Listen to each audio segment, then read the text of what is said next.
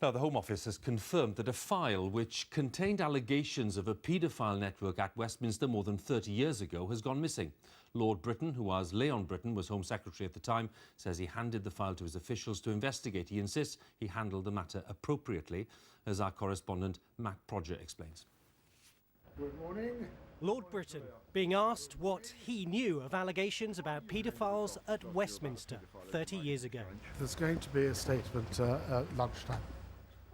In the mid-80s, he was Home Secretary and given a dossier of claims about prominent child sex abusers. The documents no longer exist. They contained allegations made by a fellow Conservative MP, Geoffrey Dickens. By that time, he'd already exposed a British diplomat as a paedophile. I believe, on behalf of all parents in this country, this man has a right to be named.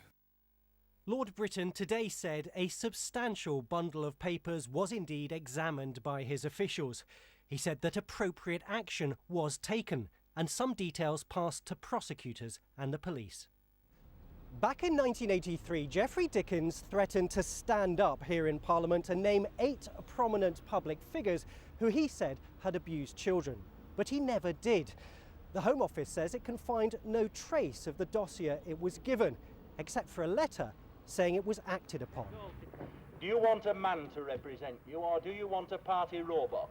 The dossiers are of interest to those who believe that the late Liberal MP Cyril Smith wasn't the only powerful political figure to have abused children with impunity in the 70s and 80s.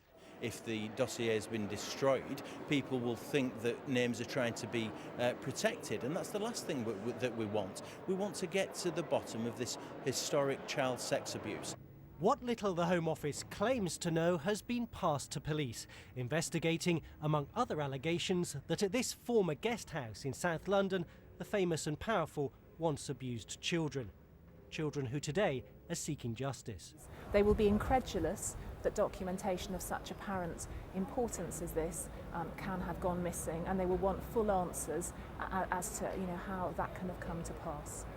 With other investigations underway, such as former children's home Knowle View in Rochdale, more than 100 MPs have called for a national inquiry into historical child abuse. Virtually weekly at the moment, we are getting new stories of historic child abuse in the NHS, in the BBC, in care homes, in schools, and now increasingly in politics. Today is a reminder that the child abuse scandal is not just about celebrities. It's the corridors of power too. Matt Prodger, BBC News.